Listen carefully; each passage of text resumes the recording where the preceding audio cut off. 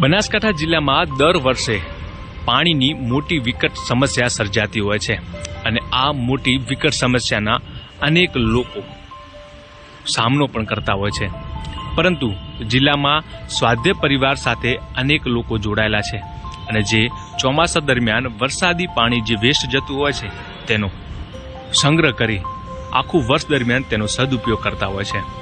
ત્યારે કાંકરેજના સલીમગઢ ખાતે રહેતા રામજીભાઈ પટેલ પણ વર્ષોથી વરસાદી પાણીનો સંગ્રહ કરી આખું વર્ષ દરમિયાન તેનો પીવા અને રસોઈ માટે ઉપયોગ કરી રહ્યા છે। મારું નામ પટેલ રામજીભાઈ ગણેશભાઈ, મુકામ સલીમગઢ, તાલુકો કાંકરેજ, જિલ્લો બનાસકાંઠા। મારા ઘરમાં પાંચ જણના કુટુંબ છે, સભ્યો છે અને હું વરસાદી પાણી પીવું છું। 1986થી પરમ પૂજ્ય પાંડુરંગ શાસ્ત્રીના વિચારો મળેલા એટલેથી સ્વાધ્યાયમાં જવાની શરૂઆત કરી। સિદ્ધપુરમાં ગીતા જયંતિ નિમિત્તે દીદી આવેલા અને ત્યાં ભાઈઓએ રજૂઆત કરી કે દીદી બીજું તો બધું સારું છે પણ પાણીની ખૂબ તકલીફ છે। મહારાષ્ટ્રનો લાતુર જિલ્લો છે, એ જગ્યાએ મહેમાન આવે તો એને પાણીની બોટલ વેચાતી લઈને પાવી પડે છે, એવી પરિસ્થિતિ છે। સરકાર રેલવેમાં પાણી મૂકે તો વચ્ચે લૂંટાઈ જાય છે અને છેલ્લે પાણી પહોંચતું નથી।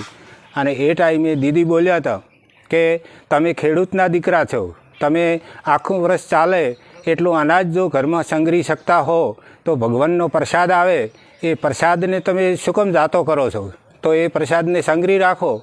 તો એના પછી મેં ઘરે આવી અને પાણીનું ટોકું બનાવ્યું તો 12 ફૂટ ઊંડું છે અને 6 ફૂટ પહોળું છે અને 13 પતરા નાખેલા છે કલર કોટેડ, અને એને સાડી બનાવેલી છે પાઇપની, એટલે વરસાદ પહેલાં એને સાફ સફાઈ કરી નાખવાની, એક વરસાદે ધોઈ અને ચોખ્ખું કરી નાખવાનું, પાણી બધું બહાર જાય અને પછી જ બીજા વરસાદ આવે ત્યારે વાલ ખોલવાનો, એટલે આખું ટોકું ભરાઈ જાય અને ખાવામાં પીવામાં અને રસોઈ માટે એ પાણી વાપરવાનું, એટલે આખું વર્ષ ચાલી રહેશે। એના પછી અમે કૂકમાં ગયા હતા તો કૂકમાં ભાઈઓએ અમને પૂછ્યું કે કાકા પાણી કયું પીવાય? તો મેં કીધું વરસાદનું। એટલે કે કાકા પાછા આવો પાછા, અને તમને આવું કોણે શીખડાયું કે વરસાદનું પાણી પીવાય એમ? એટલે એમણે પ્રયોગ કર્યો અમારી સામે, 3 પાલા ગ્લાસમાં પાણી લીધું અને પાણી લઈ અને આરોના ગ્લાસમાં સર્કિટ કરી અને જોયું તો બિલકુલ ગોળો થતો જ નહોતો। એના પછી ચાલુ બોરના પાણીમાં સર્કિટ કર્યું તો થોડો થોડો ગોળો થતો હતો અને વરસાદના પાણીમાં ગોળો કર્યો એટલે ફૂલ થતો હતો।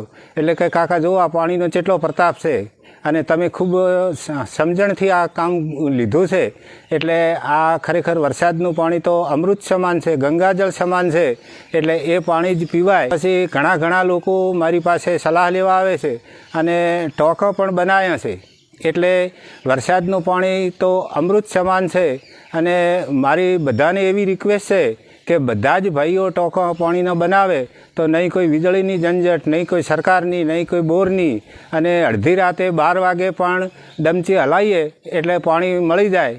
કોઈની આપણે જરૂરિયાત ના પડે કે વીજળી નથી આવીને ઘરમાં પાણી નથી, પાણી ડમચી હલાવવા આખું ટોકું પેક કરીને રાખવાનું, એને ખુલવાનું જ નહીં। પ્રકાશ અને પવન આ 2 વસ્તુ જો એને સ્પર્શ ના થાય તો 5 વર્ષ સુધી પણ પાણી બગડતું નથી। એને બહાર કાઢી ડમચીથી અને જો ગળણાથી ગળાવ તો ગળણામાં પણ કશું આવતું નથી, ગળણી પણ ચોખ્ખી ચટ હોય છે। થી પહેલાં શરૂઆતમાં મારે ખૂબ કળતર અને સોંધાનો દુખાવો થતો હતો અને આ પાણી પીવા માંડ્યો ત્યારથી કળતર અને સોંધાનો દુખાવો એ બધું જ મટી ગયું અને ક્યાંય દવાખાને પણ જવું પડતું નથી।